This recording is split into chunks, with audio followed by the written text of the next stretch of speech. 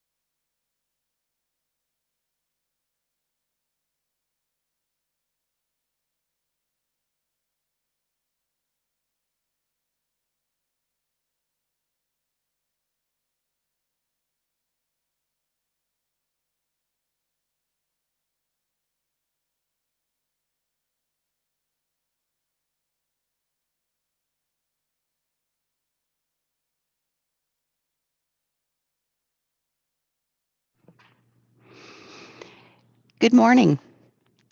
I'm Mary Ellen McClellan, Director of Housing and Homelessness for the City of Brantford.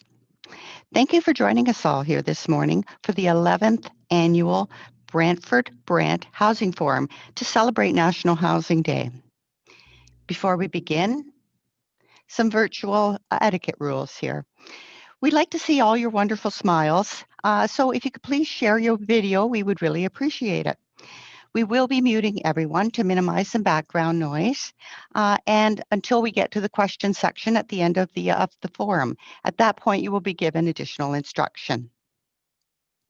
National Housing Day is actually on November 22nd, but we are celebrating today instead. We celebrate with our partners, stakeholders, and Canadians across the country. It's a day to acknowledge the work done by hundreds of organizations and thousands of people to ensure that everyone across Canada has the dignity of a home and a roof over their heads. It's also a time to share and reflect on the work that still needs to be done. We have a full morning, so let's get started. I'm pleased to introduce this morning some special guests and elected officials. Firstly, I would like to introduce Phil McColman, MP Phil McColman. Phil McColman was elected to the House of Commons in 2008, Re-elected in 2011 and 2015, and re-elected to a fourth term in October 2019 as a Member of Parliament for the Brantford Brant. Farrell currently serves as a Shadow Minister for Veterans Affairs in Parliament for the official Opposition Conservation Party. He has received numerous industry awards as the president for both the Brantford and Ontario Home Builders Association. Here's a video from Mr. McColman bringing greetings.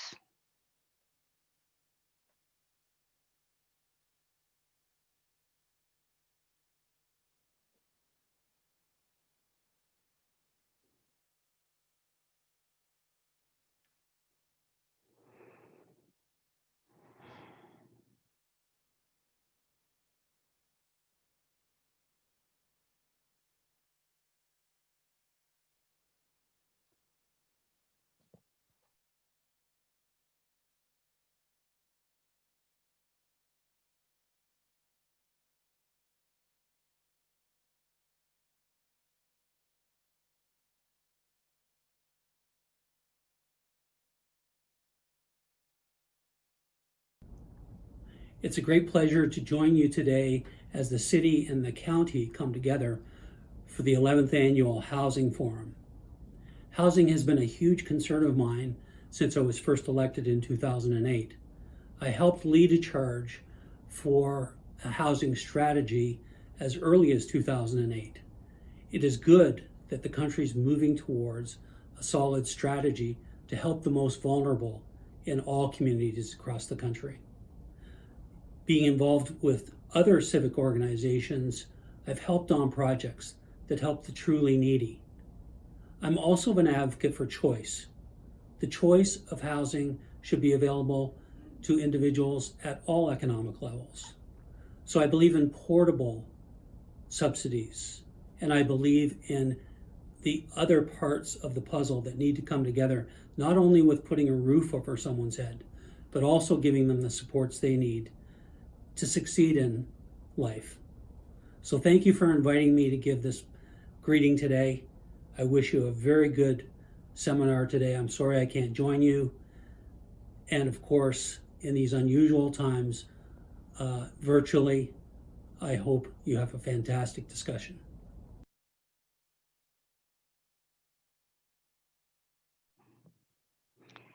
Thank you so much, Mr. McColman. At this point, we would like to introduce MPP Bouma. Will Bouma has served as Brant County Councillor from 2014 until his election as MPP for the Brantford Brant in 2018. He currently serves as the Parliamentary Assistant to the Premier and is very supportive of housing. Mr. Bouma is providing his greetings by video.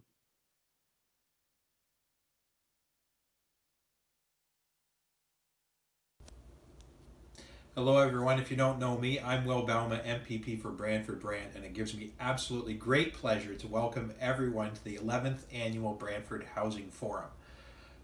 I am so excited about the events of today. I've had the opportunity to participate before. It just blows me away that we have so many incredible people that care so much about taking care of housing needs in the city of Brantford, in the county of Brant, and other partners that are coming in for this event today. And I hope everyone has a great day. Learn, discuss, and continue to make our area such an incredible place to live, work, play, and raise a family. Take care, everybody. Thank you, Mr. Bouma. At this point, I would like to introduce Mayor David Bailey. Mayor David Bailey was elected as the mayor of the County of Brant in 2018 and is serving his first four-year term. This summer, he helped to negotiate a partnership with Habitat for Humanity, Brant, Norfolk, to build on a residential lot in the Oak Hill community. He is currently the co-chair of the Mayor's Partnership Housing Task Force. I'd like to invite Mayor David Bailey to bring greetings on behalf of the County of Brant. Well, thank you, and I do bring greetings from the County of Brant. I see that my councillor Mark is here, Mark LaFerriere. I think that's all that's here. It's been an incredible process to work with the developers and the builders in the county of Brant to see what they're building. As you know, we have 5,400 houses at some point of being constructed right now. And we are in discussions with them to help us come up with some ideas or some solutions to our affordable housing. I've also been very surprised and excited about finding that there's people out there, Inwell and other faith-based people who are prepared to take on all of or partial builds and surround it with support that I think some of these builds might need. So the process has been very, very good for me. I understand what is possible now. I understand how quickly things can be done and how long some things take. So it's going to be interesting to see what comes out of these updates and reports today. So thank you for including me, and I think it's going to be a good seminar. Thank you. Thank you, Mayor Bailey. At this point, I would like to invite our mayor, Mayor Kevin Davis. Mayor Kevin Davis was elected as the 50th mayor of the city of Brantford on October 22nd, 2018. Kevin Davis is a passionate community activist committed to improving the quality of life for the residents of Brantford he is honored to serve. He is currently the chair of the Mayor's Housing Partnership Task Force. I'd like to invite Mayor Davis to bring greetings on behalf of the city of Brantford.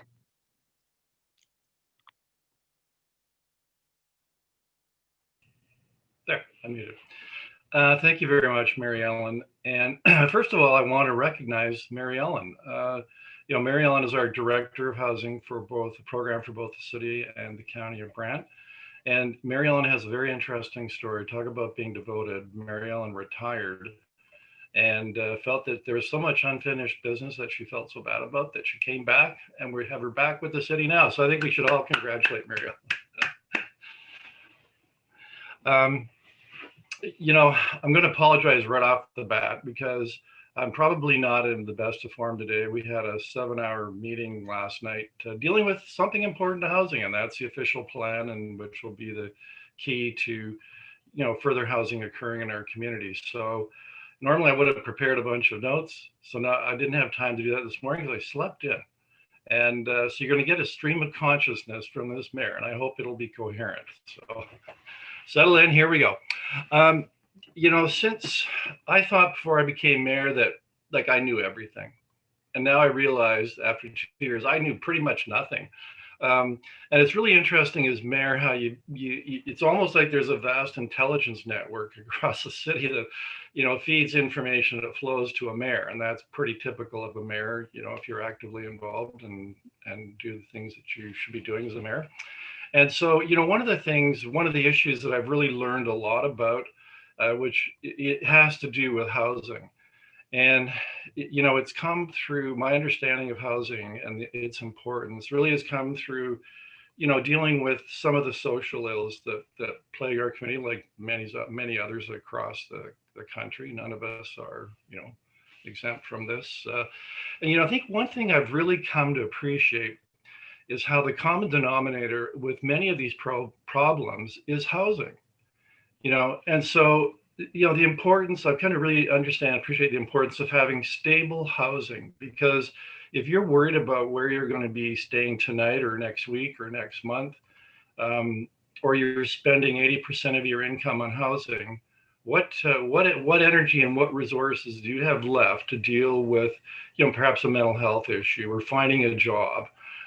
Or having a family and growing and becoming a productive member of the community, or dealing with substance abuse issues. So I've really come to understand how this housing issue kind of weaves through and is involved, a common denominator to a lot of different issues. And so then I came to understand the history of housing and how, back in the 50s, it was federal, and then in the 60s, the provincial responsibility, and how 20 years ago, it was, municipalities say they downloaded it to us, the provincial government. And I think what happened because of that was there was a lot of resistance on the part of municipal officials, elected and staff.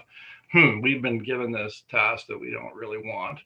And so let's just say I don't think there was a total commitment to begin with to take on and address the housing responsibility. And I'm not blaming anybody, that's a natural human reaction, right? But I think what we've come to realize over the last 20 years is that, an approach that is kind of, well, if the federal and provincial governments, if they start a program, they run some money down to us, then yeah, we'll do something. But, for municipalities to really be proactive and take on the job themselves, it's been a rarity in the last 20 years. But I'm very proud to say that this council has in its priorities listed housing and dealing with affordable housing as one of the top 3 priorities. And, we have various disagreements about how we address that and the best way to approach it. But one thing for sure is we all agree at council that, increasing the affordable housing options, and it's not just subsidized housing, it's affordable housing options across the continuum, whether a young family trying to find a home, whether you're working at minimum wage and you're spending 80% of your income, or whether you're on Ontario Works or ODSP and you simply need subsidized housing. We have to accelerate the housing options that are available across that continuum. I love that word, continuum. And in doing so, it'll be a major factor improving the economic health and stability and well-being of many of our residents. And so, we decided at our council to, and the county joined in as well. And that was, and I have to say here that it was Councillor Weaver that planted the idea in my head. And that was, why don't we form a mayor's, and that's not R apostrophe, it's S apostrophe, mayor's housing task force. And, at first I was reluctant because, housing task forces can be an exercise in looking like you're doing something, but you're not really doing something. It can be a political exercise. And I didn't get elected. I didn't run for mayor to look like I was doing something. I ran for mayor because I wanted to make positive change in our community. So we all agreed, okay, this is going to be a can-do task force. We're going to come up with concrete goals, a concrete action plan to really increase the amount of affordable housing across the community. And to do it, not just the city and the county, because we don't have the resources to solve the problem ourselves. It's going to have to be in building partnerships and creating that synergy across the continuum. I love that word again. To really tackle the problem in a meaningful way. And so we have our plan at the city and the county, and 500 plus supportive housing units, intensive subsidized rent. But we knew that's only a small piece of the pie, and it's really only designed to maintain our housing list where they are, which are like embarrassing. And so we realized, no, we got to do more. But we can't do it ourselves. So let's build partnerships. And I got to tell you that I'm so excited about how we've really made progress. I think we have really significant progress in developing an action plan and building the partnerships. And I'm really pleased that you're going to be hearing that today. What we've done, what we intend to do. I think it's a very hopeful, promising message to be given to our community, that you've got mayors and councillors and staff and community partners, faith-based organizations. We're serious about tackling this problem and making real progress. I like to think, long after I'm mayor, that the legacy of this councils, I'll include the county brand, of course, will be that we were the first that really tackled in a serious way this housing issue. So enough of that. I've gone way beyond just giving you a greeting, but I wanted to convey to you that I'm passionate about it, finding solutions. So is my council and my council members, and of course my counterparts of the county. So let's continue. And sorry for that just unfiltered stream of consciousness, but. Thank you so much, Mayor Davis, and thank you for your kind words. At this point, I would like to introduce Councillor Dan McCreary. Councillor Dan McCreary has been a Ward 3 councillor since 2003. That's 17 years, and is also the chair of Social Services Committee. As chair of Social Services Committee, Dan McCreary knows full well the great need for affordable housing in our communities. Councillor Dan McCreary. Well, thanks, Mary Ellen. Suddenly I feel really old. First, I'd like to recognize the attendance of my two friends and co-councillors, Richard Carpenter and John Utley, who are usually with us for these housing forums. So I want to bring greetings on behalf of the members of our Social Services Committee, and of course, they're also directors of the local housing authorities. I also want to bring greetings on behalf of my vice chair, Rick Weaver, who's not able to be here today because of work commitments. Councillor Weaver, as the mayor said, has been a driving force with regards to affordable housing in both our communities, and he's been instrumental in a lot of the initiatives that we've been looking after. I'd also be remiss if I didn't thank the terrific staff that we have, and the mayor has highlighted the commitment of Mary Ellen McClellan, and she may be small in stature, but boy, she's got a big heart, and we're sure glad to have her back, if only for a limited time. You know, as Mary Ellen said, I've been around a long time, not as long as Councillor Carpenter, of course, but a long time, and I've been on the Social Services Committee many years, and I've been the chair a few times, and boy, I'll tell you, in all my time, I've never seen the need so great for us to be able to provide the full housing continuum to folks in need here. You guys probably know that there's, I don't know, 1,700 people or so, 1,700 families, I guess, that really lack decent quality affordable housing in our community. And as the mayor said, we're fully committed to trying to meet and satisfy that need in both our communities, city and county. And I'd be remiss as well if I didn't recognize our friendship and commitment with the county of Brant as well. We are partners in prosperity of the two communities, and it's always a pleasure to be at the table with those guys. And it's good to have Mayor Bailey and Councillor Mark with us today as well. You know, we didn't get here suddenly. We got here by progressive steps, and I won't bore you with a history of homelessness and the need for affordable housing in our community, but I will highlight a couple of things that have been contributory. First of all, we've seen some actions here that have had negative consequences for folks at the bottom end of the housing spectrum, and namely those would be the demise of some housing stock along Colburn Street, and the conversion of a lot of affordable housing units to student residences to accommodate our post-secondary educational facilities. And both those were positive steps from a community point of view, but the consequence was pretty bad for folks that needed a place to live. And so now we're in a spot where we've got to kind of accommodate those folks as well as the rising numbers who get there for many other reasons as well. So we've got a commitment of about 500 short-term housing units that we're going to try to accommodate in good order. You may recognize that the city of Brantford has embarked on a course lately of disposing of a significant asset to fund some affordable housing, which will come up elsewhere in the community. And I think that's demonstrative of the commitment of the council of the corporation, the city of Brantford. We've taken heat for that, but we've stayed the course because we believe in funding affordable housing. That's what we're all about. That's one of our top priorities, as Mayor Davis has said. So let me just not go on too much longer. I don't want to try and match the mayor's speaking time today.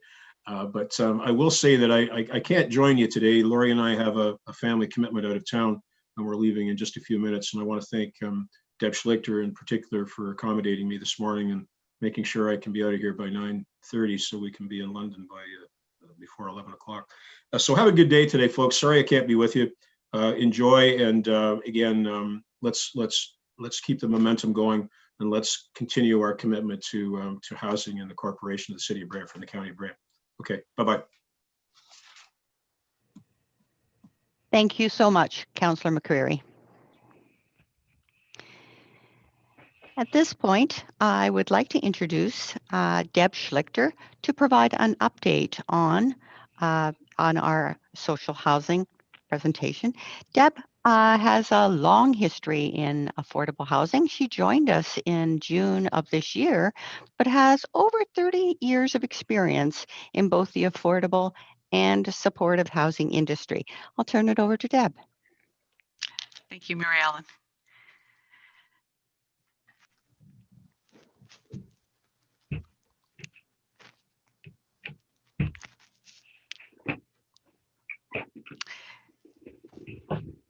This is a brief overview of what's been happening in housing services over the past year. It seems like things are always changing in housing, and one of these things is the legislative context in which we work in. At the federal level, we have two key strategies that guide our work. One for housing, the National Housing Strategy, and one for homelessness, which is called Reaching Home, which replaces the previous strategy called Housing Partnership Strategy. Things are also changing at the provincial level. Both the Residential Tenancies Act and the Housing Services Act have had some changes too, with Bill 184. So the new provincial strategy has also replaced the previous strategy, the long-term affordable housing strategy. We used to call that LTAS. We have short forms for everything, so you get to know some of these short forms. And some of the new legislation has also had impact on housing providers. Some more positive, like new supply with Bill 108, and some that has created some complexities for housing providers, such as the rent freeze with Bill 204. A new program was introduced this year, the Canada-Ontario Housing Benefit Program. It has a short form too, but it doesn't sound like COBE, but people have called it different things, COB, whatever. But those are, it's another new program that was launched this year, April 1st. And there's 2-year funding that goes with that. And we have, it's a use it or lose it kind of premise. So it's up to us to make sure that we use that funding, all of it. It'll help probably approximately 80 people. And it is not quite the same as our previous rent geared to income. It's on a different kind of calculation called the AFNI, Adjusted Family Net Income. So some new terms to learn. And it's not the full amount. So it's 80% of the average market rent rather than the full market rent, which is our usual rent geared to income program. So some changes, some differences, some new things, new terms to learn. This replaces what was the pilot program, the Portable Housing Benefit Program for families fleeing family violence and human trafficking. And so this is sort of taking that program over, replacing that. And we also have the opportunity to add some priority groups locally. So we've added the group that is experiencing homelessness and also people who are on our wait list. This allows us to use all the funding that we have for the 2-year period. This is a portable benefit. So this is really a different kind of than the rent geared to income. So when a person moves, they take their benefit with them and they can go anywhere in Ontario because this benefit is across Ontario. I wanted to share with you just some of the funding that helps support our programs. So we have, we're in year 2 right now of the 3-year period from senior levels of government. And this chart shows you where the funds are allocated for the Canada-Ontario Community Housing Initiative. Again, another term, COCHI funding. So you can see how it's spread across the 3 years and the total amount there. Again, it's every year we have an allocation that has to be used. It's a use it or lose it. The other federal provincial funding stream is the Ontario Housing Priorities Initiative. I know Kevin calls it OP-HI, I think, or it could be OP. Again, we haven't quite figured out how to pronounce it, but this is a program that replaces the previous investment in affordable housing funding stream, and it allows us a bit more flexibility to add some more options to the list. So service managers, we align our allocation to what our community needs and pressures are, but again, we have to spend the funds in each category for each year for it to be reallocated to other service manager areas. We have a new funding opportunity came this year. Again, things are always shifting, so you have to be prepared and ready for these new opportunities. This is the Rapid Housing Initiative, and the application deadline is December 31st, so not too far away, a month or so or more to get that in. 100% of the capital contributions could be available to cover all sorts of costs, the soft cost and the hard cost of developing new affordable housing. and there are some targets that have to be met. It's a point scale kind of system, so the more points you get, the higher you are on their list of priority groups. And it has to be delivered very quickly. So this has to be done within 12 months. That means it's really focusing on modular housing construction. So the cost can cover that, plus buying the land, converting existing buildings. It covers those kind of things, but it has to be done within the 12-month period.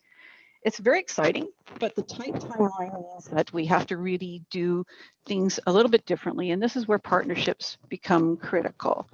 I know there's a number of local groups and that are thinking about applying for this group, for this funding, and hopefully there's some partnerships that'll come out of that. So at the local level, we have our 10-year housing and homelessness plan, and this is what guides us through trying to figure out where we allocate funds that come in and any new funding opportunities.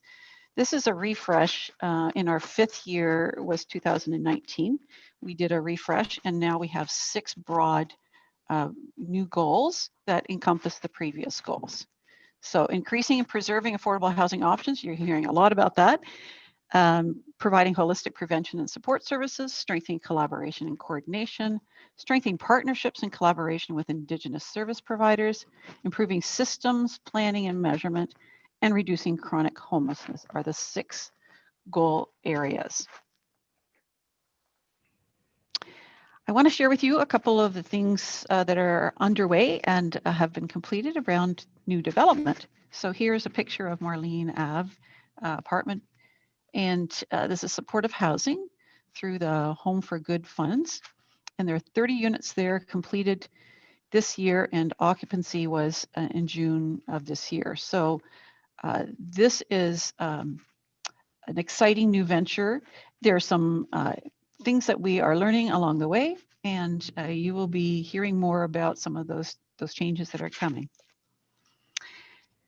A second one is where we are underway is the Case Home. This is a 4-plex. It's under development. It's an infill development currently underway at Certain and Stinson Avenue. It's 4 small bachelor affordable units, and we're hoping to have it completed in 2021. And then we have an exciting larger development project in Trillium Way, Paris, for 49 units. We've completed the feasibility study, and now we're looking at the next steps, and hopefully we can have it completed in 2022, but maybe even earlier in 2021. So stay tuned. We'll be able to share more in the early 2021 about what's going on in that site. Now you start to see the numbers. So we had, if you remember, there was a broad goal for municipal owned and operated housing to have 506 new units of housing created in a 10-year period, starting in 2020, going to 2030. And 506 units is the target for that. And so you already see that there's the 30 units at Marlene Avenue, there's the 4-plex Case Home, and then there's another 49 units. And if you do the math right, I had to do this a couple times, but that's 83 units that are completed or under a development. So we have 423 more to go. So that guess we have 9 years to do it.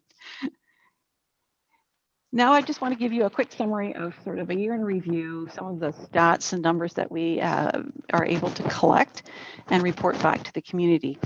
So as you know, we have a wait list of approximately 1,700 households. What's critical is the amount of time that people have to wait, and we know there are long wait times. That's why the new supply piece is critical. The more supply that we can add, or the more other new options such as the portable housing benefit we can add, we can help reduce that time period of waiting on the wait list. The current supply that we have is 2,437 units, and this is between Brantford Housing and all of our other nonprofit and cooperative housing providers, community housing providers in the community. So you can see the split there between who has what kind of units. And a number of these are rent geared to income units as opposed to what we call low market or below market units. So again, we're looking at increasing the supply. That's the sort of the baseline. And then as we add those new targets, that the new municipal target of 506, we start to add more supply units to help meet that need. The programs that we have been funding through the different, through COCHI and OPI funds, we have a couple different streams. So B Homes is the affordable home ownership program. We have 6 that we've been able to have closed this year, and we have 9 still in process. Again, it's hard to find housing in the right range of costs. So it's taking, the market's a little tight, so it's taking people a little longer to find the appropriate housing in the community. We've already talked a little bit about the housing benefit program. We've got 45 of those 80 spaces filled to date. We have a number in process. We have till March 31st to fill them all, but we have to get to a certain point by December of this year to have as many, about 90% of those confirmed. So we're on a focus to get all of those out and people into those units. Ontario Renovates is another one of our programs where we're able to help people with structural repairs or accessibility if you're a homeowner. We've got 6 households who've been able to complete their repairs, and we have another 4 in process. Again, just to give you a flavor of some of the things that are happening with the funds that we showed earlier that's available for us each year. The other exciting thing underway is that the Division of Housing has now been combined with homelessness focus. And so Mary Ellen is now the director of both housing and homelessness services effective November of this year. So next year, our report to you probably will look a little different, combining sort of housing and homelessness things together. It's amazing how much we are still able to do in spite of the year that was a pandemic year. It did slow us down. It did stop us for a bit, but we got right back into getting our programs connected to people who are looking for those particular supports. And we are still able to accomplish a lot in spite. Trying to achieve our goals, having a focus, our strategic plans are really helpful in that way. They give us that roadmap and they help us keep a direction as to every time there's new funding available or new programs available, we can use that plan to help us where to put those funds. So, and lastly, I think it's very important that we share with the community the work that's being done. It is only one piece of the picture. It only shows sort of what's happening in the housing services. It doesn't show all of the puzzle of what everyone else is doing around housing and around across the community, but it's our ability to share with you the results and be accountable and transparent with that. It also shows why we are so busy. You can see with changes in legislation, funding, and programs, there's always something new happening in housing. And that's why it's important to celebrate our successes on National Housing Day, along with all of our other housing providers and private developers who are also getting involved in housing activities. So one way we stay grounded in the work that we do is to remember the why. And here is a video that helps remind us about that.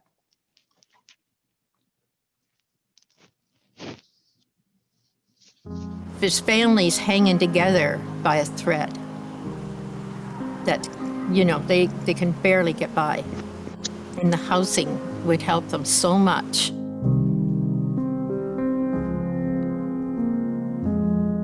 My state of mind at the time was constant worry. It was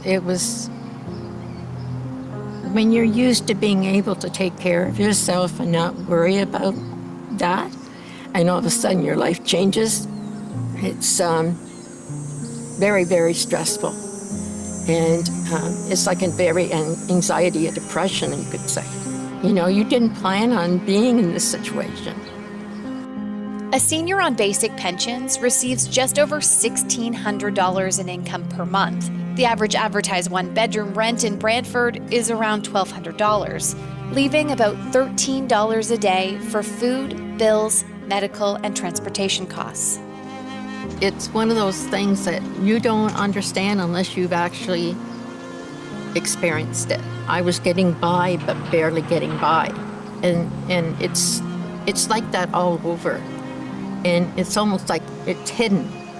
You're too proud to ask for help sometimes, but you need to take that help, that extended hand of help. Funds from the sale of the Arrowdale lands will help the city build at least 3 affordable housing apartment buildings. Plus, the annual estimated $10 million in property taxes will be reinvested into future affordable housing projects, resulting in an additional 90 new units. It's like you let out a big sigh when you finally get to affordable housing, and it's like the headaches are gone, you know? And I found the people at Brant Housing were just wonderful. You know, they really, really were helpful with me. They were concerned. They were really trying to help me. You know, sure, I waited a long time for this, but they were always in contact with me to see how I was doing. Affordable housing for over 230 families will make a huge difference in their quality of life. Having the peace to know that you have a roof over your head that you can afford. Your mentality changes, your character improves, you know, where now I can be a little bit social and enjoy visiting somebody without worrying about, oh, I shouldn't spend the gas because I gotta pay the hydro bill. Affordable housing is an opportunity that when it's handed to you, you really appreciate it. The Arrowdale sale has provided the means to start meeting the increasing demand for affordable housing in Brantford. I am so grateful to have what I do now. It's a blessing.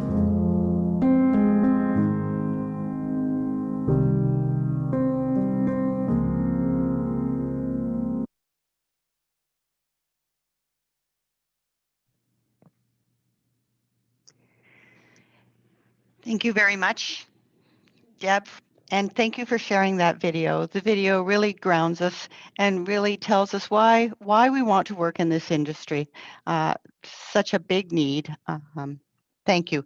And I also want to offer my apologies. I neglected to indicate that Deb is the manager of housing programs. Her and her mighty little team are responsible for all of those programs historical programs, the incoming programs, both provincially and federally, as well as our local programs. Thank you. At this point, I would like to introduce Kevin O'Hara. As Deb mentioned a little earlier, we are in our little group now responsible for housing and homelessness, and Kevin has taken on the role of Manager of Housing Stability. I can also share that Kevin has over 30 years of housing experience as well, and is now trudging into the homelessness field as well. So at this point, we're really excited, and Kevin is going to give us an update on the Mayor's Housing Partnership Task Force.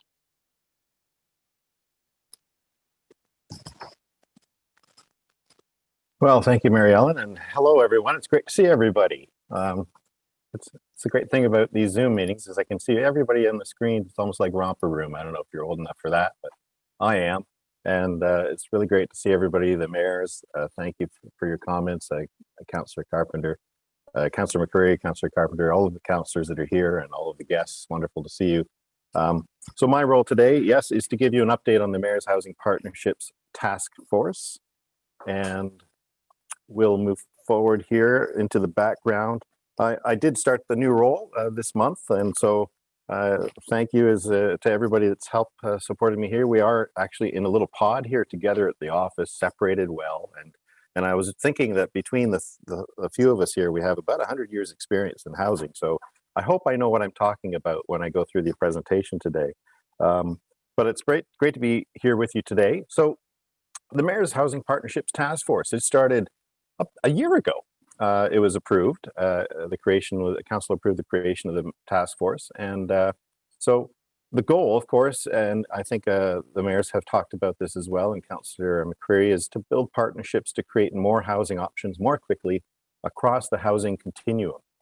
And so how do we do that? Partnerships with nonprofits, faith-based and private sector stakeholders, and we develop a task force action plan. And really, the goal is to make things happen, as Mayor Davis has said in his comments. And so the task force and all of the members of the task force have been focused on that as we move forward through this year 2020. So a little bit of background. Is that the right slide?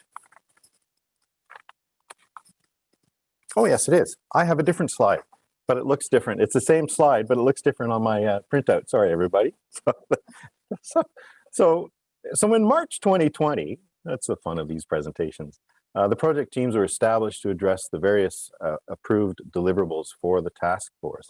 And then, as we know, the pandemic hit and COVID-19 sort of took over for a little bit, but not too long later, we really got moving, and the work of the task force resumed after that initial crisis and the pandemic, and everybody got settled into the new way of working through things. So the project teams resumed their duties very quickly, and we're actually now approaching the concluding report of the task force within the next several weeks. So we're pretty excited about that.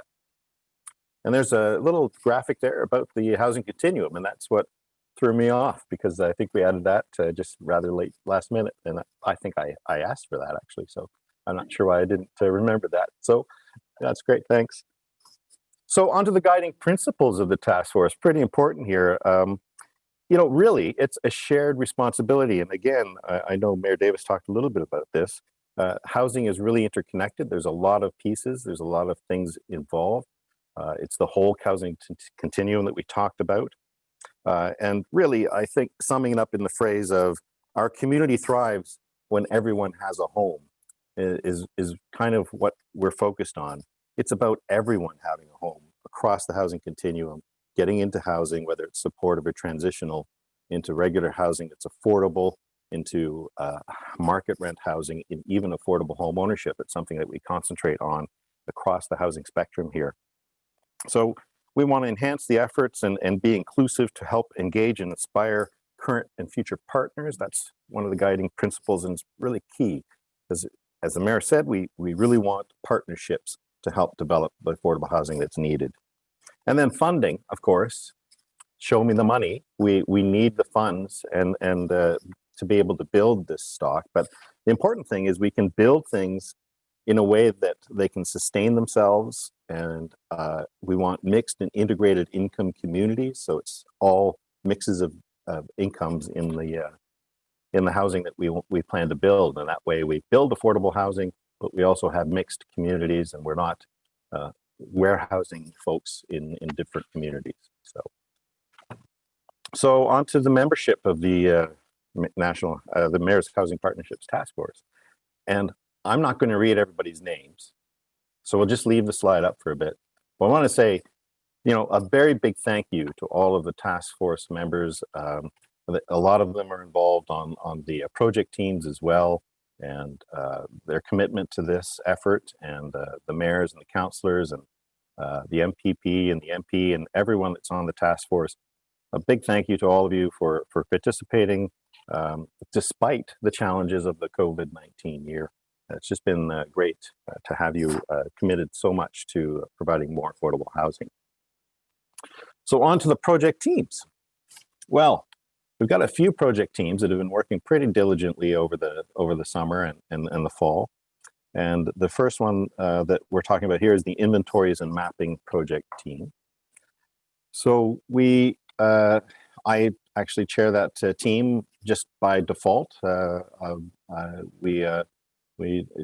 It wasn't that I was nominated or very popular. I just picked it up, and so happy to do it. And it's really been great working with the people on the team, identifying parcels of current municipally owned land. We went through all of the municipally owned land in the city of Brantford, and our partners at the County of Brant did the same. And we looked at how many parcels might be appropriate towards affordable housing or housing development generally, again, mixed income communities. And so 19 parcels were identified within the city of Brantford, another 8 parcels in the County of Brant. And those properties range in size. So we're pretty happy about that. The next step is to continue with that planning concerns and develop a priority list of sites that can support ongoing projects. Now, we've already actually had some success here. We've gone to City of Brantford Council, and we identified about 4 different properties where we're starting that planning process to try to be shovel ready for future opportunities and future funding opportunities. And I know, again, thanks to the fundraising that both councils have committed to, for example, there's a lot on Shellard Lane that we're planning to use as quickly as possible and help use some of those Airedale funds that were raised through the sale of Airedale. And so we're hoping to build some housing out there as quickly as possible too, in addition to what Deb had talked about.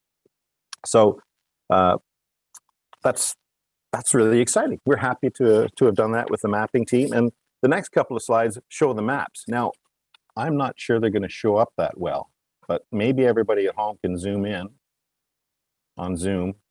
I'm not sure. I can't remember how it works. But what this map shows is the County of Brant owned lands. So in both cases on these maps, we identified it in a certain way what properties might be available for future housing development. There's one up in St. George there, there's a couple in Paris and some out near Burford there. And then on that map as well is the Trillium Way location. So that's all identified there. And then we also have a table that's been included that shows where the existing community housing is located in which different wards for the County of Brant.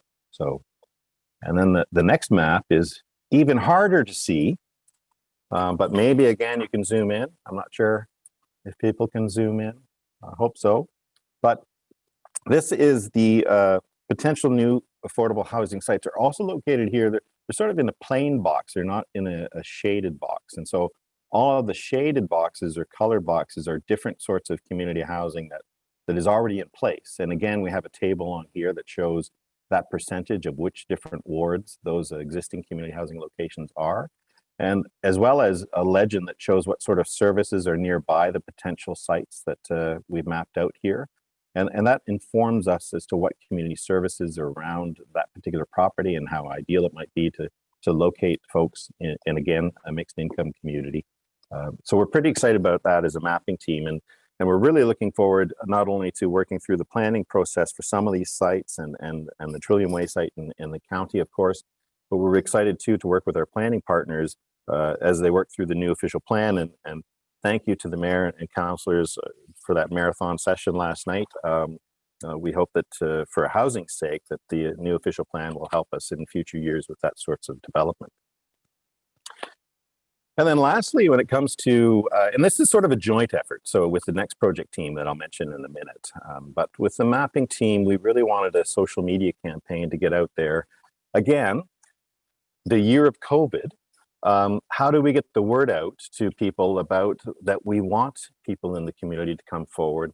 We want folks that are with faith groups or that have property that are interested in nonprofit development or development of affordable housing. How do we get them to contact us so that we can look at their properties or look at their assets or find out what their interest is in housing, which ties in again to the next project team. So there was a social media campaign that was launched, and to date, another 6 parcels were identified through that process, and we're looking at how those might be mapped onto the City of Brantford and County of Brant map. I think there's 1 in the County of Brant that expressed interest and 5 in the City of Brantford. So pretty excited about that. And again, we worked in tandem with the next project team, which is the mentorship project team. So a lot of great work by this project team. I got to say that they've been fantastic, and I know we're going to hear from a member of that team in a little while after I get done talking, and I hope I don't go on too much longer for you. But so this is the mentorship project team, and so you've identified yourself as a nonprofit entity, and you haven't built housing before. You're a faith group. You're not sure how to do it. You're a private developer who is interested in contributing to the community and wants to build a balanced building with some affordable housing units. And you're not sure how to do that. So the mentorship team is building up a mentorship program, and this is going to be not only in the Mayor's Housing Partnerships Task Force action plan moving forward, but it's going to be an ongoing effort to make sure that we have all of these tools and resources available as housing and homelessness services staff to reach out to these people and entities that are expressing interest. And they've created this project team, all of these things that are on the slide. I won't read them through because that would be boring, but I'm sure you've looked at the slide and read through it. It's just great work. So I really applaud the mentorship project team. They've done a great job, and all of the members have been excellent at that. And then the next slide really talks about, again, the really critical aspect of where is the money? And so Deb had already talked about the 506 municipally owned and operated new developments called by the Municipal Housing Master Plan. 30 of those units have started, and another 4 are underway, and then some more out in Paris. So how do we pay for that? That's estimated to cost about $108 million. A lot of money. So we need to look at how we can finance some of that, but also where is the money coming from? And the financial options project team has been looking at that, developed a strategy that will be ongoing. And already there's 36 million identified through housing reserves, development charge reserves, and other things that the city has done, including Arrowdale. So some of the OFI or OPHI and the COCHI funding that Deb talked about, what isn't being spent on those programs that she talked about is going towards some of our capital costs for our legacy housing. And we're sort of reserving the reserves that we would have used for those capital repairs to help maybe with some new supply as well. So that's mixed in there, I'm sure. And then we're looking at other financial options to contribute that additional funding. And that's through perhaps another project team, which we'll get to in a minute. The next project team is the Industry Partners Project team. And again, it's about the housing continuum. So members of this team are looking at how even affordable home ownership can be helped, more rental opportunities in the city. A lot of the rental opportunities that are being built now in Brantford, or at least over the past several years, there's more private developers that are interested in building, as I say, a portion of their units as below average market rents, which is fantastic, and we really want to support that. But a lot of the building that's been done in the recent years in Brantford are developers that are looking at it as a real estate investment trust, the REITs that are involved in it. And so a lot of the rental housing that's been built has been at 125 or 130% of the average market rent, really. So for-profit models. So the Industry Partners Project team has looked at how we can work as a city and with the province on planning approval and development credits and ways that we can help to encourage not only affordable home ownership, but more affordable rental options too. So great job by that team. And then this other team that I mentioned earlier is where that finance might kick in as well. So where we have partners that are developed with the private sector partners or with the nonprofits or faith groups or a combination, or some of our people that are participating in the Zoom call are existing partners. Fantastic to see all of you again today, all of the folks. I've seen all of your faces. I would mention you all, but I'd miss someone and I don't want to offend somebody. But all of those partners, how might we make a joint application? Maybe somebody has property, another provider wants to help with managing and owning the project or helping to run the project, and the city might help out with a little funding. How do we make a joint application to the federal government for the co-investment fund funding? How do we make a broader application perhaps for multiple units? That's what the joint application project team has been working on.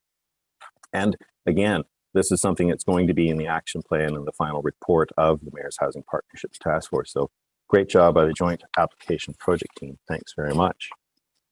And then, as I said, it was a year ago, basically almost to the day, that the task force received approval from the City of Brantford Council, and we took up those activities as a task force, I think in January-ish, and we assigned the project teams in March of this year, COVID, but here we are.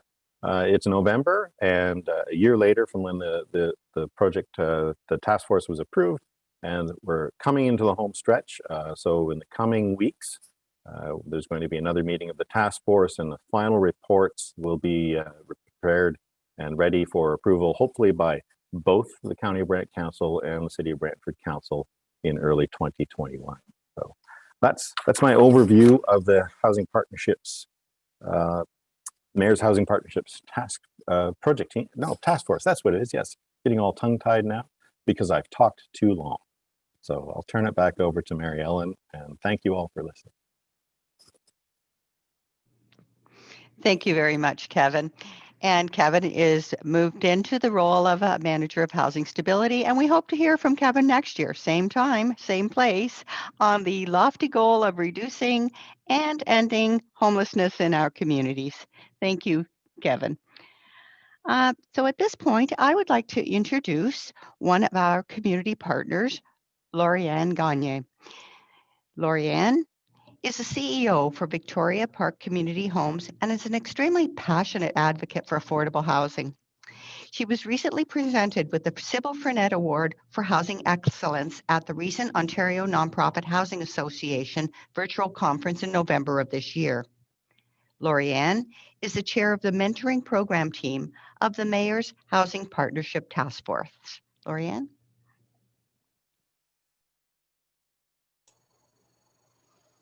Hi, everyone. Can you hear me? Good. We're good to go. And I guess I'm the last speaker holding you up on this afternoon. So don't fade out on me now. It's really, really lovely to be here. Happy National Housing Day. It was already mentioned that technically it's on Sunday, but we're going to celebrate it today instead of coming together on the weekend. Did you know? Here's your trivia question. Did you know that National Housing Day was initially recognized in 1998, so over 20 years ago, and it was implemented as a day to honor all of those who have died because they could not get adequate housing. So it is a reflection on the work we need to do, but it's also an opportunity to pause and think about that. So if you'll bear with me, because I know we're ahead of time, I wasn't planning to do this, but I want to share with you a message that one of our senior managers here at Victoria Park. So unlike previous speakers, I am not a politician and I don't work for housing services staff. So I am your grassroots housing provider. And one of our senior managers sent this message this morning for all staff when they came in. Today is National Housing Day.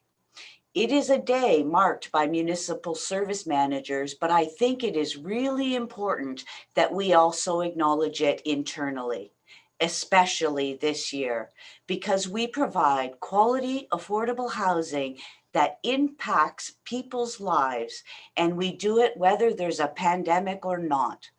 So I ask you all to pause and take a moment to recognize each other and recognize the work that we do. I couldn't help but keep that message in the back of my mind as we were watching the video with Lucy that brought tears to my eyes. We are impacting people every day, and we can't lose sight of that. So this is a great day to get us energized for the work that's ahead of us. And I would like to begin by thanking my partners that were on the mentorship team, both Dan and Natasha, who worked diligently with us to move forward, because it's an exciting opportunity. The entire Mayor's Housing Partnership Task Force was really exciting. It was meant to help mobilize the Brant community around the need for more affordable housing, and more importantly, to develop that action plan. How can we possibly develop more units more quickly?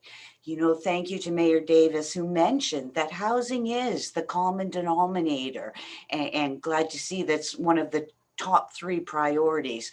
So we are a to-do task force, and we will do and get her done.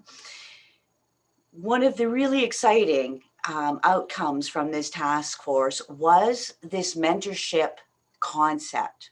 Because you know what? There are a lot of community members that really care, but don't know exactly where to start.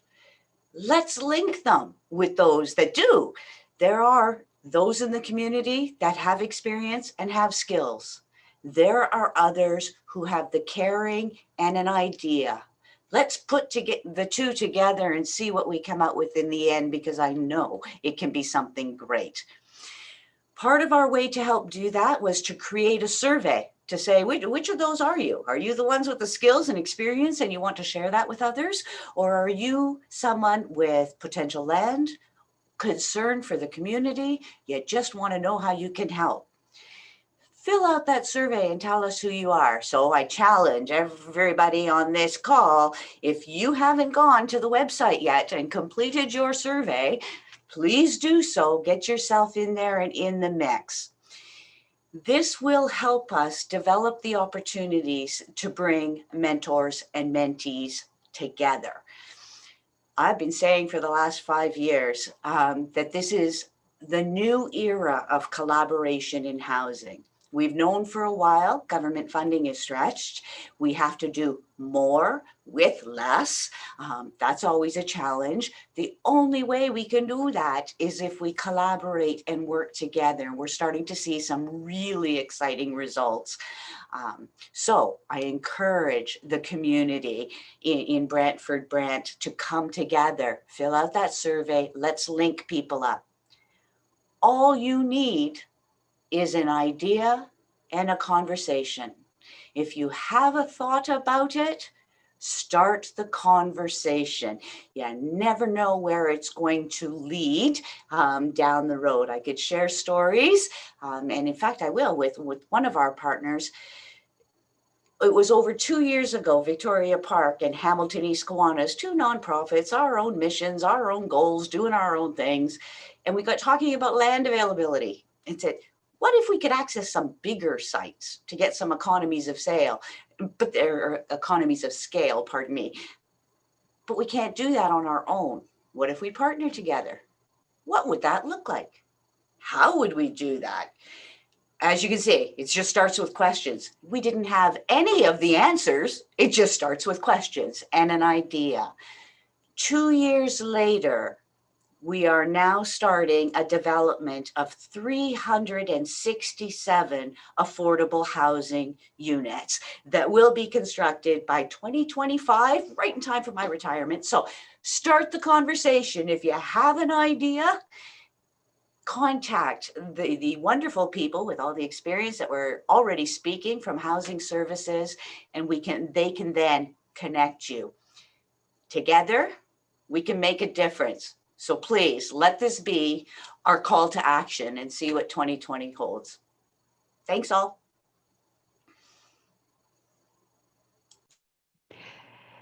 Thank you very much, Lori. And your enthusiasm is just infectious. That's what I could say. So yes, ideas. That's what you're about. Thank you so much again. At this point, we do have some time for questions. If you have a question, we would like you to raise your hand by clicking on the participants icon on the bottom of your screen and then click the hand button. Okay. We will go in order. When it's your turn, Deb Schlichter will send you a message to unmute yourself so that you will have, and you'll have unmuted yourself at this point. Deb will then introduce you and ask you to ask your question. You can direct your question to a specific person, or if you like, you can leave it open-ended. That's up to you on who you would like to answer your question.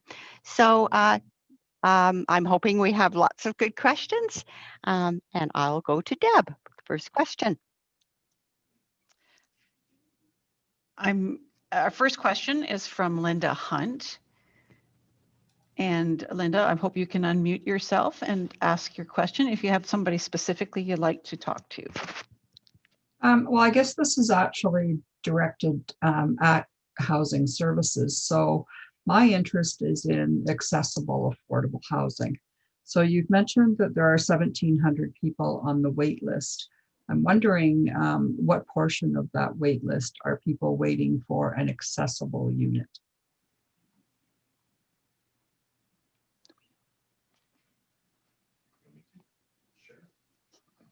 Good question. It's a good Thank question. Yeah, thank you. Thank you, Linda. It's a great question. So I was the manager of housing programs before Deb joined us, and so I'll try to answer that. There is a portion, and to be honest with you, I don't know the exact number. But what we do know is that there are a number of folks on the wait list that do wait for an accessible unit. And so anything that we build that's new, affordable housing, obviously has to include accessible units. So recently, John Noble Apartments included a number of accessible units, I think about 9 of them, as I recall, or 7 or 9. Even Marlene Avenue, which has 30 units, included 5 or 4 accessible units. My recollection, and don't quote me on this, Linda, is that we have probably about 4 dozen folks on our wait list that are waiting for accessible units at least. It could be more than that, but we'd have to get that number for you. I'd be happy to share it if you want to connect with us offline. We do have staff that are part of the call today that could probably provide a better answer than me, but that's roughly the number, Linda. I will add a little bit as well. I think one of the difficulties is that accessibility means different things to different people. So we know some people need a complete barrier-free unit. Others have different kinds of needs that are more specialized things that have to be added to the unit. For example, we've been working with the folks who are working with people who have sensory loss. And so if you are both blind and have deafness, you need a different kind of a unit than somebody who is needing wheelchair access. So again, the units could look different. And part of the accessibility problem is that the definition, when we create a unit, who are we creating it for? Which is the target group that we're looking at? And sometimes it has to be specialized. Also in Brantford, we have criteria that's a bit more stronger with FADs, it's called, than what the Ontario Building Code requires for accessible units. So we have some criteria that when we develop new units of housing that we require a certain number of units to meet those kind of criteria. So I hope that answers some of your question. And I think Mary Ellen also has some to add. Thank you, Linda. I just want to add a little bit more to that, not specifically around affordable housing, but around all of our units. So what we like is all of our units to have some levels of general ways for people to age in place or continue to live in there. So it's called universal design. As we've built new developments in the city of Brantford, for example, the John Noble Apartments and Marlene Ave, we included the concept of universal design. Little things that really don't cost very much when you actually start to construct the building. Things like lever to handles on all the taps, wider doorways, smooth floor instead of carpets, lower light switches, higher receptacles, lower kitchen cabinets, little things like that that can make a difference between having to move when your accessibility needs change or being able to stay in your home as we move forward in life. So I hope that adds a little bit. I appreciate that. Thank you. Thank you, Linda. Brian Hutchins has also some questions, so I've asked you to unmute yourself and go ahead. Hi, Deb. The question may be for you or Kevin. I'm really very interested when I hear when 100% gets my ears perking, listening. When I hear about the Rapid Housing Initiative, can you, and I see that as a transfer payment almost to Brantford from the federal government. We pay our income taxes into them, and it's a nice transfer payment back. Can you tell us what is happening in Brantford regarding that Rapid Housing Initiative? And I think it could be quite exciting if we could do something in Brantford and get an application in. So can you maybe elaborate a little more on that? Thank you. Sure. I'll add a little bit. We know that when they say 100% funding, that's the outside opportunity. But we also have understood from the criteria that if you come with your own equity and you can contribute equity, you get certain points, and points matter. So for example, if you bring 40% equity to the table, that helps your application on the list. So 100% is not necessarily 100%, but I do know that we are looking at putting a submission in for City of Brantford. We're looking at what site we have available that already meets the criteria that we could go moving very quickly on. We have some balls in the air to land before December 31st. So there's a number of things happening to be able to get that application in time. So yes, City of Brantford certainly is looking at that. And again, we're looking at some partnerships that might be possible as well, because that, again, meeting some of those target groups of vulnerable groups. I am also aware of a number of groups locally who are also submitting an application, and some really unique partnerships that have been created. Again, I think just because of the push and the emphasis on creating partners is a must nowadays, collaboration. So we're starting to see some of those groups forming and putting in some applications as well. What we don't want to do is miss out on this opportunity. And I think we're just at the point of encouraging groups to not all apply separately, but to think about how to partner and to do some really strong applications so the City of Brantford really can benefit from this. I hope I answered your question.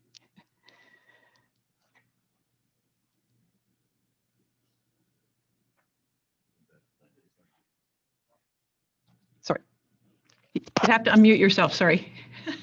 I just unmuted you. I didn't know you were going to call on me. Is that who you want me to, my question? No, sorry, Lucy, yes, you're next. Did I unmute you? Okay.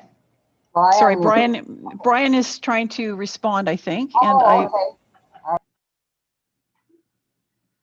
I don't know where, sorry, Brian, we lost where you are. There you are. Okay, here, I got you now. Sorry, Brian, let's finish. If Lucy Marco is speaking after me, I will gladly open up to Lucy Marco. I did want to say something, but I will stand down and no, go ahead. Let you finish yours, and then we'll move to Lucy. I'll come back. It's all Lucy. There you go. Okay, Lucy, go ahead. Did I unmute you? Yes, you're good to go. At the same time. First of all, so many of you know that I've been involved in housing for since the mid-90s when I got first involved with it. And so here I am today as a volunteer, as the grassroots, speaking for the grassroots in the community. And as the presentations were going on this morning, several questions came into my mind. The first one, of course, was what's the waiting list for what's the age of the waiting list, the seniors on it? And then the second was, well, I've been involved with homeless all the way through all the affordable housing, different types of legislations have been through to changing the affordable housing opportunities. And at the same time, I've watched everybody age, including me, including all of you. And so the aging in place is an issue that comes to my mind. So as the new things are coming forward, I know Mary Ellen explained about the universal approach to changes in housing as they're being built. But the other issue is all of the people that are living in the community where they are, and what happens to them as their change happens in mobility with their life and daily aspects of living, what's happened as a result of COVID and the change in financial ability to pay for things. There's a good number of our residents that are having significant problems. And so my question's really related to how do we work as a community as people age with the housing stock we have right now.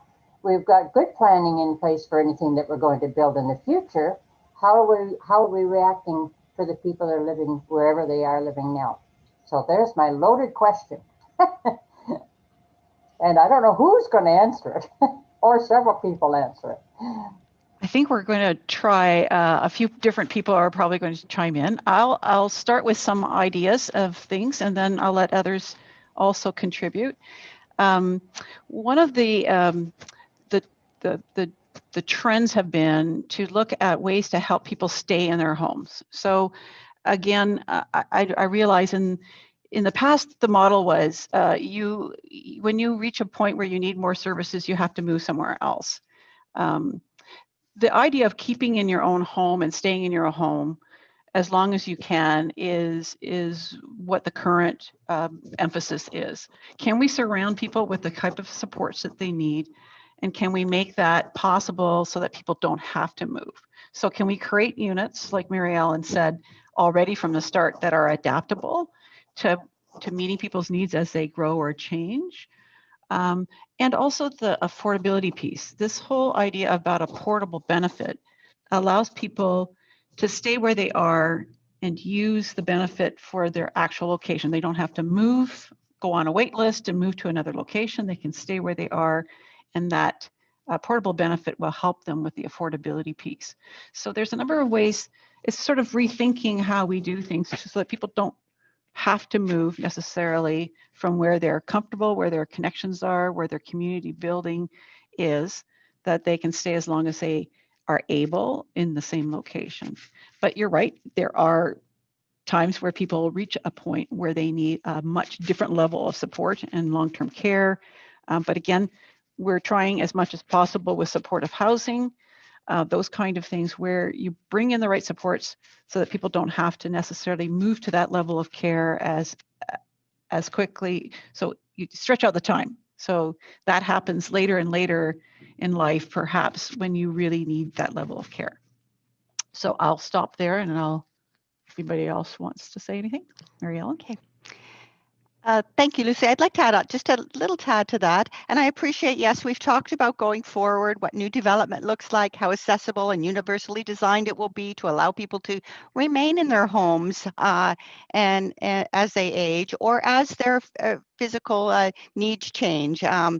Sort of talking about and I've heard you often say this, whether you're a go-go, a slow-go, or a no-go, you're going to be able to live in those universally designed units. However, let's look at some of our older stock that we have specifically for seniors in the city of Brantford. And yes, much of it was built in the early 70s and has some limitations. But that doesn't mean that we've forgotten about those particular buildings. Those buildings, again, have limitations, but we work on those buildings on an ongoing basis. We have capital plans, and we work in what we can. And we are fiscally responsible, but putting new pieces into those buildings where we can. For example, in some of our older buildings, we've added handrails for the seniors to be able to maneuver down the hallways very quickly. We add appropriate hand knobs or the things that we can do within our limitations. There are things we can't do. We know the elevator shafts, for example, are set in size, and we can't increase the size of those elevators, for example. But there are other things that we can do as we acquire, perhaps in the future, as we get to the point of developing more seniors housing that's more suitable for that older population. Perhaps that older stock can be utilized for a group of individuals who are the go-goes or the not quite slow-goes, as you put it. So we could change our mandates and shift our mandates so that the buildings suit the individuals that would reside there. So that's some of the things that we'll be looking at in the future. Kevin has something to add. Yeah, and I can just speak on behalf of those other those units too, where people are aging in place. That I know when I started back in Brantford 5 years ago now, I was manager of housing operations. So I've moved around a little bit in the housing service portfolio, but we modify units, of course, and make them more accessible for our seniors that are aging in place, for sure, Lucy, and I think you know that too. And then I thought I'd quickly speak to the statistics, because it's a great question and everybody should know. And we do this reporting quarterly for ourselves, and I called a report up, a recent report. Now, our wait list sort of moves and fluctuates because at any given time we have new applications that are coming in that are pending, or people have asked for their application to be pending for various reasons, health reasons. So as of the middle of this year, we had around that 1,700 households, and about 520 of those households are seniors. About 540 roughly are families. And then singles or couples that are not seniors, that number was around 630. So that was as of around the middle of this year, per that report that I was just quickly called up for you. And one more thing to add as well, Lucy. I think when we're developing new projects and we're building one-bedroom units, we are thinking about future demographic changes. So we might be building them today for the single non-senior population, because that's where the pressure is on the wait list. But we're also building it so that if and when we need to shift and move it to a different target group as our aging population changes and those demographics start to grow, we have the ability to use same one-bedroom units can be used for seniors. So you have to build with thinking about how your current picture could change in the future, so that you're also building for the future. Hopefully, Lucy, does that answer your question? You can, I've unmuted you if you wanted to. Yeah. Yes, thank you to all of you, because I really wanted it to open the minds to all of us that we're all aging, and it's really going to get worse, if you can call it. Can't say it's better. It's going to be more demands on all of the services that the city is providing as our population is aging. And the changes are that 10 years from now, 35% of our population will be 55 and over. And people change, their lives change in that period of time. So I was really after getting the kind of response that all of you provided. So it gets us thinking where we are and where we're going. So thank you very much. Great, thank you. And next on our list, we have Richard Carpenter. I've unmuted you, so you can unmute yourself. Go ahead. I can, thank you. First of all, I want to sort of preface by saying that I grew up on Memorial Drive, 56 Memorial Drive, which is an affordable housing complex, probably the last one that we built like that 40 years ago, unfortunately, with a single mother and 10 brothers and sisters. So I don't think there's anybody on council other than me that knows more about the need and the benefits of affordable housing. So I want to preface it by saying that. Secondly, to Lucy's question, we really didn't get an answer to how we're going to help seniors stay in their homes. A lot of the problem with seniors staying in their homes, how do they rake the leaves? How do they shovel their snow? How do they make sure that maintenance is being done and they're not being ripped off? Those are concerns for, even if we were to say, even if we were to take the $90 a day that the provincial government gives long-term care homes for a resident long-term care home, even if we gave that to the daughter to allow the mother or father to live with them, even if we gave half that to the daughter, we would solve a lot of those things. I'm just saying the answers are available out there. To Kevin, your presentation, we could not zoom in on it, and I would like to zoom in. I'd like to find out where the 19 parcels are, because I haven't seen them yet. I haven't been privy to all that information, so I wouldn't mind having that presentation sent to maybe every member of council, both county and city, so that they could see where those locations are would be helpful. Secondly, go ahead. Go ahead, sorry, Deb. Go ahead. No, I was just going to say that we're planning to have that presentation available so that you could see it in more detail. So. Yeah, I appreciate that. And I guess 506 homes in 10 years, that doesn't even, that's a drop in the bucket. I know the concern I have is housing prices here are rising, and as they rise, there's a greater and greater need for affordable housing. So the time to do this was yesterday, not today or tomorrow. And the city's been selling off land. We sold land down in Shellers Lane for some $30 million, over $30 million, and none of that money went for affordable housing. But we did retain a small site in Shellers Lane. That's what we're talking about. And then we sold off some other land that used, and I'm just wondering that the other land that we sold off is very controversial. And in fact, it's tied up in the courts. So I'm just wondering the wisdom of using the word Airedale in your presentation all the time as a way sort of, I get maybe as a vindication, I'm not sure.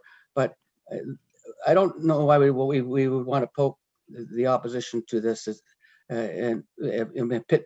I don't believe in pitting people against people. So pitting people that need affordable housing against people that are in favor of saving it, I don't think that's, I question the wisdom to that. That's all. Other than that, No, thank you. I'm very supportive of affordable housing, as you know, and will continue to be affordable housing. And I'm also chair of the Elder Abuse Prevention Committee, which Lucy is a great part of. And we're working to try and protect seniors in their homes, and that's why we raise those kinds of questions. So thank you. Yeah, thank you. I think the video that was done earlier in the year when things were just announced. And so that was earlier in the issue. So you're right. It's a sensitive issue. Thank you. Now I'm just going to check to see if there's anybody else who wants to raise their hand. I don't have any other people lined up. So if you are interested in asking a question, Brian, did you want to come back to you and I can unmute you? And Just you can quickly, finish. Go ahead. Just quickly, maybe Councillor Carpenter, yeah, we can, that can be sent to those maps. They're also part of the Mayor's Housing Task Force. There'll be in updates next week at Social Service Committee, but also the final report will be coming in January to council with those maps in them. Well, so this is a little ahead of it, but there's an effort to be collaborative with the community and the community partners to show them what's out there, and that's actually the nice lead into my question is it's just about that. I know, Deb, I asked you a question about the 100% rapid housing initiative, and you, as a good staff person, you talked a little bit in code, but we're looking at stuff and I know you can't reveal certain things, but I think the essence is, and Lori's comments too, is partnerships are really key, and just maybe there's some serendipitous strangers out there that have some land or a huge parking lot or something that we can do something in, or those sorts of things. So that's what this is all about today. And that's what I was trying to get at. This is a quick thing. We have to get something by the end of December. So those you're watching on YouTube or seeing something and may have an idea, that's what Deb and Kevin and Mary Ellen are all trying to drum up and just get an idea. Maybe there's somebody out there that has an idea, and please contact our housing department. So that maybe it's not a question, but it's that's good. So I know you answered your question as a good staff person and some code, so really explain some stuff, but I appreciate that, and that's kind of what you're kind of saying. So I just want to make sure that the public's aware of that. So we're open to partnering and private sector, not-for-profit sector, and making have housing more available to our constituents of Brantford. So right. Thank you. And I think what you've actually emphasized is that even though we've identified these parcels of land that are potentially suitable for housing, that doesn't mean that they're ready to go today. And that each of those pieces of property have a number of issues that have to be dealt with. Are they the right location? Are they suitable for housing? Are they ready for housing in terms of planning issues? Are there some other issues that are there? Are they close to amenities and services? There's a whole pile of questions. So each of those, the rapid housing funding is to make it work. The time frame is very, very tight. We have to have something that's ready to go now, that's already probably zoned. And so if people have those kind of properties available, that's where it's difficult. Are those things available in the city? And who knows? That's where the partnerships become critical. And I'll let Mary Ellen add. Go ahead. So I would just like to add a little piece to the Rapid Housing Initiative as well. We do have a number of balls in the air. We're looking at some potential acquisition, if it's possible, within that very, very short time frame. But that will be challenging, but that certainly isn't off the table. And when and just to say, yes, we are looking for partners, and we will welcome any ideas that you have, but it doesn't necessarily just have to be around the development of new affordable housing around this rapid housing initiative. It could be in the operations of any potential building that's built afterwards. We talk about inclusion. Perhaps there will be a couple of clients for some that house that are housed in those units where that might need ongoing supports. We know this rapid housing initiative does not come with any supportive kind of dollars at all. So if we did build something that's inclusive to all our community members, and one or two of those individuals did require some supports, we would look to our partners to offer those supports. So there's lots of opportunity to get involved. If should we be able to come up with something very, very quickly prior to the end of December. So welcome all your ideas. Okay, we have more hands up, but there are speakers who have already had an opportunity, but we'll go back to them.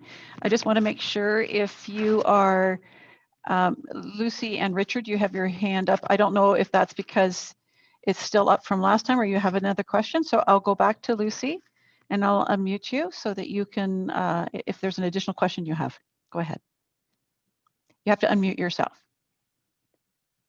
So I sent you a, there you go. I really didn't have another question. I noticed that Nicholas Kafusia had raised his hands visually several times. And, he has to do it on the, he has to do it under the participants. So I just thought Nicholas has something he wants to say. I don't have that option, Deb. I don't know why. Oh, I'm sorry. Okay. I didn't see you. I'm looking for the hands on the participant thing. So go ahead, Nicholas. Thank you. Yeah. And sorry for joining late. The Rapid Housing Initiative knows many time zones. So we're dealing with that. But just by way of introduction, I'm Vice President of Affordable Housing with Ellis Don. More importantly, I was born and raised in Brantford. I'm an Eagle Place boy. And I don't want to embarrass David Prang too much, but he was an excellent defenseman with the St. Mary's hockey team when we played at the Civic Center more than 2 decades ago. It's very sad to say that, but it was a while ago, but we won the championship that year. But it's nice to meet you all, and it's fantastic to be part of this group. There's a couple familiar faces here, but there's lots of new faces, which is fantastic. I represent the development and investment arm with Ellis Don.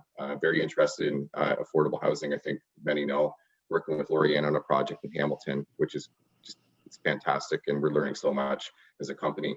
And with that in mind, my question is very simple, and it's not directed to anyone specifically. It's directed to all. What can the private sector do better to contribute to affordable housing?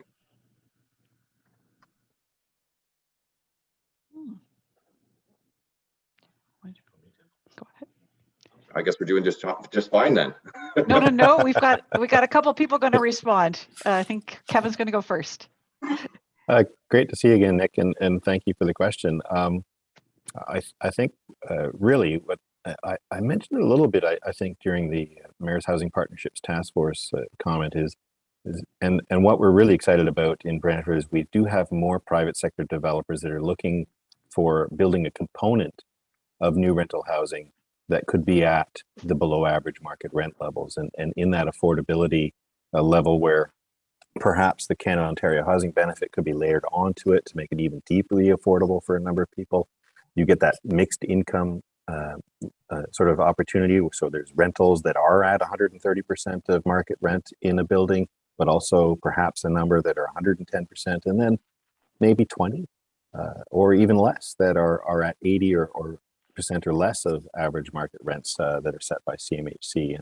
And if private sector developers could contribute through those sorts of thoughts by building those sites. I mean, years ago, way back in the 1970s, dating myself, I wasn't in housing then, but I knew about this program when I started in housing in the late 80s.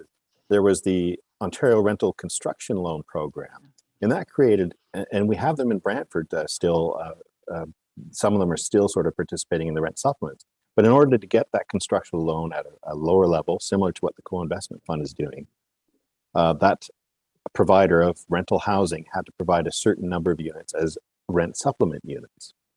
And that's a similar sort of thought now under the co-investment scheme, where if private developers can build rental housing and have a whole bunch of market rent units for sure, but offer a certain number of below average market rents, not only can the city through a municipal housing facilities bylaw offer some development charge waivers in certain areas of the city, but those lower rents would be supported perhaps by those lower interest loans through the CMHC co-investment. So that's my first thought, is that we want to work and build and distribute affordable housing mixed into the whole community, that whole Jane Jacobs model of everybody's integrated, businesses are integrated, but I won't go into planning. So anyone else want to talk? I would emphasize the same issue that I think in communities across Ontario, the private sector isn't necessarily at the table. So I'm very excited about what's happening here in this community to see how much interest there is from the private sector. I get calls probably, I just started in June, but I've probably got a call every week since I started from a developer saying, I'd like to include in my building some units that would be affordable. How do I do that? And that's what Kevin was talking about through the municipal housing facilities bylaw, where we can help with the development charge component. If your units are at a lower 80% of the market. And that way you start to blend buildings. And again, just to emphasize what Kevin was saying, the goal is to create these healthy, mixed, balanced communities. This is a different way of doing housing. It's not just one building of everybody with really affordable units all in one building. It's sharing that mixed income model where some units will be market, some units will be below market, some units might be at the very highest level of subsidy, but you create those balanced communities. So again, having the private sector interested is really exciting to see. Then going the next step of actually helping, taking that interest into action. And so we're signing municipal facilities, housing facilities bylaw agreements with a number of these private developers to create these affordable units within their buildings. So we're seeing that happening on the ground. So that's one example. And Mary Ellen's going to add. Go ahead. It just added just a small component. Kevin spoke to the rent supplement program, but this is also a call for not necessarily developers, but for those landlords who have buildings. Should you wish to offer some affordable housing within your communities, if you're passionate about that and that income mix, we're always looking for additional rent supplement units. And this is a program whereby you would select a tenant. We would give you an option of a couple of tenants from our affordable housing waiting list, and you would select that particular tenant. We would then calculate their rent at our rent gear to income level, and that particular tenant has an ongoing relationship with the landlord and would pay that rent to the landlord. Where we would come into it is we would pay the difference between what the tenant could pay and a certain level of that market rent. So that program has been in existence for quite some time, but we're always welcoming rent supplement units. And in addition to that, we know that there's some work out in our community, and we're encouraging accessory units for those individuals who wish to, perhaps the home is too large, who wish to add a accessory apartment to their own home and share that. We could also look at offering a rent supplement to a new apartment that you've developed, perhaps in your basement or in an accessory dwelling, maybe your garage or on the second floor. There's certainly some guidelines that would have to be met. There's some planning requirements, but that's a great way to create that community affordable housing, and that could be layered with additional rent supplements to make it more affordable for those in need. Great. Hope, Nicholas, we've answered it. I'm not sure if we've answered it satisfactorily for you, but did you want to say anything more? Yeah, 100%. Thanks very much for that. I'll just say this and conclude. From the Ellis Don view, I can't speak for the entire private sector. We're very passionate about building affordable housing across Canada, and I think we'd be very interested in being part of any discussion, whether it's non-project specific, project specific, jurisdictional, or otherwise. So we're here, and we would love to further engage with this group. So I just thank you for your time. And it's a great group. You got to see them here today, and they see you. And this is how we make partnerships happen: is connecting people in different ways. So, by all means, people get to know each other this today and can follow up from here with different conversations. Now I have Natasha Dobler. I'm going to unmute you. You have a question. Go ahead. Barely. Go ahead. Hi, yep. Can you hear me now? I've been having some issues with my speaker, or my microphone, I should say. So I can hear you. I did want to respond to Nicholas's question as well, in terms of what the private sector can do. And so one of the things that I would suggest, I represent Nova Vita, the emergency shelter for women and children escaping domestic violence and homelessness in Brantford. And one of the things that I would suggest is to partner with local nonprofits and social service agencies as well, and for example, us, to help build our capacity. And that's part of what we're doing with the mentorship program. So that would be another suggestion as well, to connect with the mentorship program if you haven't already. And then the other thing that I sort of wanted to I guess answer or piggyback, I should say, off of Mary Ellen's suggestion as well, because I have been talking to a few folks about housing opportunities and building housing, and we have outreach workers that go into the community. They work with women who are leaving abusive relationships, whether they go into the shelter or whether they go from the abusive home into a safer home, or women who have been in the shelter and now are going into a safer home. So we have outreach supports, and we provide that across the city, across the county. But as we talk about this, and to Mary Ellen's point, is that, you know, can partner with us to provide those services. However, I will also say that it will stretch us thin. So although there are no operational dollars attached to building housing and relying on community services to put the supports in, I need folks to be mindful of not spreading services like ours very thin. So when we talk about partnering, we can put all of that pressure also on the social services to be, you know, thinned out across the city. So when you are partnering, I think it's really imperative that there is a financial component to it as well, so that it is meaningful, that you are supporting the services that are coming to support your projects. So meaningful partnerships and collaborations. We only have so many workers that can provide those services. So I think that's all I wanted to say. Oh, and also just one other thing that I forgot to mention, but I think that we all know that domestic violence is the leading cause for homelessness for women. So that's one of the things to always keep in mind as well. For the clients that we serve, we can't always do a housing first model, which is, you know, to support the person in place where they are, because that may not be safe for them.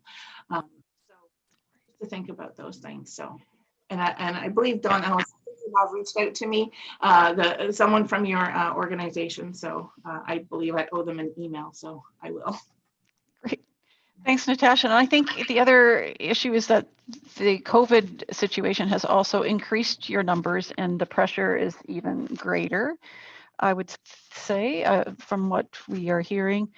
And you make a really good point about support services. So, for example, the Rapid Housing Program is all about the capital side. It doesn't tell you about the support side. There's no support dollars that come with it. So it really means that we have to help agencies such as yours and other groups that provide support services advocate for more of these to happen, rather than just stretching what you already have. Yeah, good point. I have Richard Carpenter again. You have a question? I'm going to unmute you. Go ahead. I thought Lucy was ahead of me, but Lucy was pointing out to Nicholas. Oh, okay. But, sure. Okay. Oh, she has another one? Okay. Sorry. Lucy, go ahead. I'm back again. I wanted to respond to Nicholas, because his question was, what can the private sector do? And Nicholas is informed. And the majority of the private sector, from my experience, is not. And I think, Nicholas, you can spread the word about what you've learned and how Alice Dawn is working with all of these programs. Because when it comes to private developers, whether it comes to landlords, they're not necessarily aware of all these opportunities that are available to work within their own community. And each community in the province is going to be doing things differently. So I would encourage you to spread the word about the language that you've learned, the resources that you've learned within your own industry. And to anybody in the private sector, this is what I'm speaking on the age-friendly movement and the voice of lived experience, and what the residents out there don't know, what they don't know until they have a need to know, and then they don't know where to go. Well, that applies to the private sector. They don't know what they don't know. So if you can share the information on all the things that you've learned with other developers and people that could partner in some way in any of these programs, please spread the word. And when you're developing something new, please include the voice of lived experience, and that is people that are older adults, in your planning, so that you can get actually first-hand input from something around your plan. You can start your plan and then feed it to some of the people that are going to you're building for, so they can give you some input as to, is that going to do what you wanted to do or what they need it to do. So that's my 2 cents worth on that one. Spread the word. And involve the people who will be living there, I think, is another message. You're very good. Thank you. Okay, go ahead, Richard. Thank you. I just to Nicholas, thank you for representing Alice Dawn here. And my mentor Roy Guscott used to say, "You're not a Brantfordian unless you lived in Eagle's Place, God's country, at one time in your life." It was just his comment, but he was a good mentor. What the private sector can do, the private sector can look at building houses that have granny flats in them. The Bill 101 has changed what you can build. You can build duplexes in every property on every lot in the city of Brantford. And everywhere in Ontario for that matter. So the private sector could look at the legislation and change how they build subdivisions. It's still profitable. Secondly, there used to be a program and the Woodlawn Survey was developed on this program. In fact, Councillor Utley lives in one of those units. So where you could actually buy the house, this is low cost housing, where you could buy the house and the mortgage on the house was separate from the mortgage on the land. And you actually only paid the mortgage on the house. And once it was paid for, then you paid the mortgage on the land afterwards. And that made housing affordable, ownership housing affordable. And that was the last of that program, but maybe the federal government should be thinking about those kinds of programs as housing become affordable. So the other thing you can do is you can make donations to Habitat Humanity, who builds houses all the time. And that's also a great help to building houses in our community. So there's lots of things that you can do and spread the word. So the kind of housing that you build would be one of the programs. And to staff, Collegia has contacted me, and they have, I know that they're probably on your list already, but they have land available, and they actually have some accessible units that need to be adjusted where they could become 2 or 3 bedroom family units, and they could convert another unit to accessible units of the funding. So I'm just wondering, Deb, have we made contact with them? And there's land beside them that is an empty lot that is owned by someone else. And if we could facilitate that lot, they could build quite a few more units on that particular part, right on that site, right inside the community. I'm not sure we may be familiar with that one, but you can pass that information on to us and we will definitely follow up. So thank you. We have another person here, Brian. I'm going to unmute you. Go ahead. Oh, hi, thanks, Deb. Brian Shapula from Sensity Deafblind and Sensory Support Network of Canada. Not so much a question, but just to put it out there that we are interested in partnerships. And thank you to Linda Hunt for raising the accessibility issue. Of course, the people that we support require some specialized accommodations in any units that they have. To the table, we can bring advice on how to tweak universal design. Sometimes it's not a lot, that just to make it more accommodating to them. We built an apartment building in Paris next door to our resource center. The people who live there are quite a broad spectrum of individuals who are deafblind. Some could probably move out into a little bit more independent settings, allowing people who require more supportive services to move in. So, and we love the idea of having our individuals live in a community setting to where they can really be integrated and more independent. So I guess that's my piece. Thank you very much. Oh, thank you, Brian. This is today is a great opportunity for others to hear who you are and what services you provide, and that you're looking to partner if somebody's developing some new housing.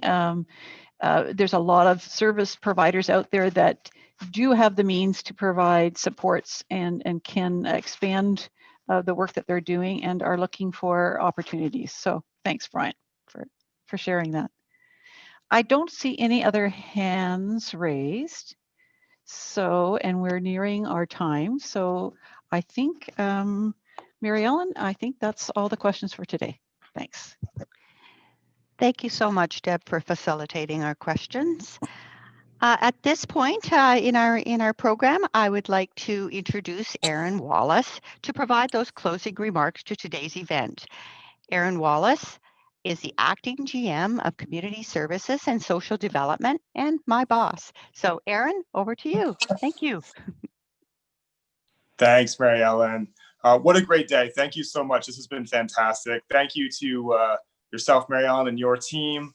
Special thanks to Lori Osborne, who did a lot of the heavy lifting behind the scenes.